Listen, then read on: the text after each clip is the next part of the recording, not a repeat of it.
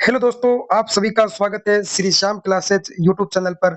मैं आपके सामने धनराज दहिया लेके आया हूँ बहुत ही शानदार चैप्टर कक्षा 11th का गमन एवं संचालन एनसीईआरटी लाइन टू लाइन। तो चैनल को सब्सक्राइब लाइक करना ना भूलिए। तो आज का हमारा चैप्टर है गमन और संचालन। बहुत ही शानदार चैप्टर है। इस चैप्टर के बारे में हम डिस्कस करेंगे, यानी कि लोकोमोशन एंड मोमेंटम। इसमें हम क्या क्या पढ़ेंगे? गति के नियम, उसके बाद पेशी, उसके बाद कंकाल तंत्र, उसके बाद संधियां और जोड़, उसके बाद पढ़ेंगे पेशियां और कंकाल तंत्र, उसके बाद हम पढ़ेंगे थ्योरी। ठीक। तो संचालन जीवों की एक महत्वपूर्ण विशेषता है। जंतु एवं पादपों में अनेकों तरह के संचालन होते हैं। अमीबा सदृश एक कोशिका जीव में जीव द्रव्य का प्रभावी संचालन इसका एक साधारण रूप है। कई जीव प्रसाव, कसाव और स्पर्शक द्वारा संचालन दर्शाते हैं। मनुष्य अपने पाद, जबड़े, पलक, जिह्वा आदि को गतिशील कर सकता है। कुछ संचालनों में स्थान अवस्था परिवर्तन होता है। ऐसे एक संचालनों को गमन कहते हैं। टहलना, दौड़ना, चढ़ना, उठना, तैरना आदि सभी गमन एवं संचालन के ही कुछ रूप है। चलन संरचनाओं का अन्य प्रकार की गति में संलग्न संरचनाओं से भिन्न होना आवश्यक नहीं है। उदाहरण के लिए पिरामिशियम में प्रसाव, भोजन की कोशिका ग्रसनी में प्रवाह और चालन दोनों कार्य होते हैं। हाइड्रा अपने स्पर्शक शिकार पकड़ने और चालन दोनों के लिए प्रयोग कर सकता है। हम अपने पाद शरीर की मुर्दा बदलने के लिए प्रयोग में लाते हैं और चालन के लिए भी उपयुक्त प्रश्नों से संकेत मिलता है कि गति और चालन का प्रत्यक्ष रूप से अध्ययन नहीं किया जा सकता। दोनों के संबंध को इसी युक्ति में सम्मोहित किया जा सकता है कि सभी चालन गति होते हैं, लेकिन सभी गति चालन नहीं है। जंतु के चालन के तरीके परिस्थिति की मांग और आवास के अनुरूप बदलते हैं। फिर भी चालन की क्रिया प्राय भोजन, अरसे, साथी, अनुकूल प्रजनन स्थल, अनुकूल प्राकृतिक स्थिति की तलाश, शत्रु बक्सियों से पलायन के लिए की जाती है। नेक्स्ट टॉपिक है हमारा गति के प्रकार, यानी कि मोमेंटम, टाइप ऑफ मोमेंटम। मानव शरीर की कोशिका मुख्यतः 3 प्रकार की गति दर्शाती है। एक तो अमीबीय गति, एक प्रसाव गति और पेशिया।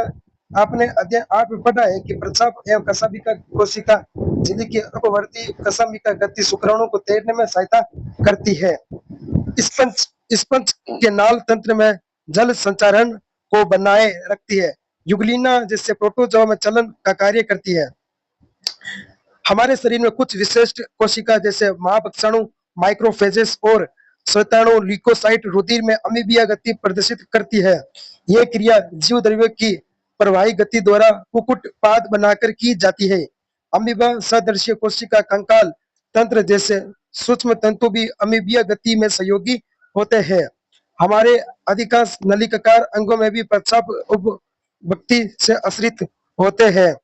प्रसाव गति होती है। श्वास नली में प्रसावों की समन्वयी गति में वायुमंडलीय वायु के साथ प्रवेश करने वाले धूल कणों एवं बाह्य पदार्थ को हटाने में मदद मिलती है। पाद प्रजनन मार्ग में डिप का परिवहन प्रसाव गति की सहायता से ही होता है।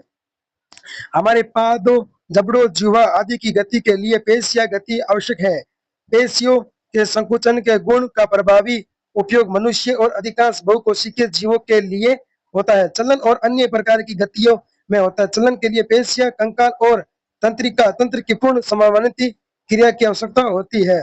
इस अध्याय में आप पेशियों के प्रकार, उनकी संरचना और उनके संकुचन की क्रियाविधि और कंकाल तंत्र के बारे में महत्वपूर्ण पहलू देखने को मिलेंगे आपको। अब नेक्स्ट टॉपिक है हमारा पेशी, यानी कि मसल्स। पेशी एक विशेष प्रकार का ऊतक है जिसकी उत्पत्ति अध्ययन स्तर से होती है। एक वयस्क मनुष्य के शरीर के बाहर का 40 और 50% हिस्सा पेशियों का होता है। इनके कई विशेष गुण होते हैं, जैसे उत्तेजनाशीलता, संकुचनशीलता, प्रसाय एवं प्रत्यस्थता। पेशियों को भिन्न भिन्न आधारों पर वर्गीकृत किया गया है, जैसे स्थानपान, रंग, रूप और उनकी क्रिया के नियमन पद्धति स्थापन के आधार पर 3 प्रकार की पेशियां पाई जाती है। पहला है कंकाल, दूसरा है अतरंग और हृदय। कंकाल पेशियां शारीरिक कंकाल अवयवों के निकट संपर्क में होती है। सूक्ष्मदर्शी द्वारा देखने पर इनमें धारियां में दिखाई देती है, अतः इन्हें रेखित पेशी कहते हैं। चूंकि इनकी क्रियाओं का तंत्रिका तंत्र ऐच्छिक नियंत्रण होता है। अतः इन ऐच्छिक पेशी में भी कहते हैं कि मुख्य रूप से चलन क्रिया और शारीरिक मुद्रा बदलने में सहायता होती है। अंतरंग पेशियां शरीर के खोखले अंतरंग अंगों जैसे आहार नाल, जनन मार्ग आदि की भीतरी भित्ति में स्थित होती है। ये अरेखित और चिकनी दिखाई देती है, अतः इन्हें चिकनी पेशियां अरेखित पेशी कहते हैं। इनकी क्रिया तंत्रिका तंत्र के ऐच्छिक नियंत्रण में सहायता मिलती है नहीं मिलती है, इसलिए अनैच्छिक पेशियां कही जाती है।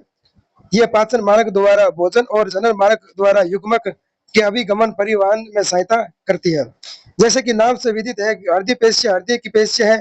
कई हृदय पेशी कोशिकाओं हृदय पेशी के गठन के लिए सस्वत रचना में एकत्रित होती है।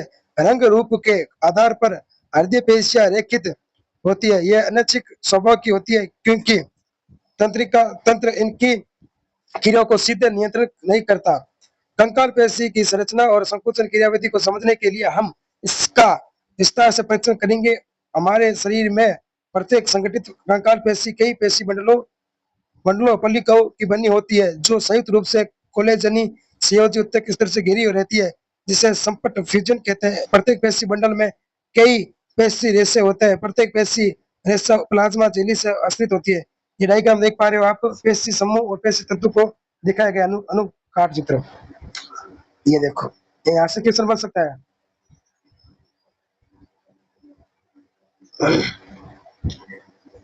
जिसे सोक्रोलेमा कहते हैं। पेशी रेशा एक सकोशिका है क्योंकि पेशी द्रव्य में कई केंद्रक होता है, अतः द्रव्य नलिका पेशी रेशों के पेशी द्रव्य नलिका सर्कुलोजियम रेटिकुलम कैल्शियम आयनों का भंडार ग्रह पेशी रेशों की एक विशेषता समांतर रूप से व्यवस्थित होती है। तंतु की उपस्थिति जिसे पेशी तंतु मायोफिलामेंट पेशी तूतक मायोफाइब्रिल कहते हैं। प्रत्येक पेशी तंतुक क्रमवार गहरे हल्के रंग से दिखाई देते हैं। ये आप देख पा रहे हैं एससीआरटी के लाइन। संकुचन प्रोटीन की संरचना इस तरह मिलेगी आपको। ये इंपोर्टेंट है, यहाँ से डायग्राम देख लेना। डायग्राम इंपोर्टेंट है। डायग्राम में क्या देखना है आपको कि ट्रोपोनिना और ट्रोपोमाइसिन और एफ एक्टिन, ये मसल्स का डायग्राम है। यहाँ से आप देख लेना, ये कुछ फुल फॉर्म है। और पेशी संकुचन क्रियाविधि आप डायग्राम से सीख पाओगे। ये इत्यादि एनसीईआरटी की डायग्राम। ठीक है, अगले मिलते हैं नेक्स्ट वीडियो में।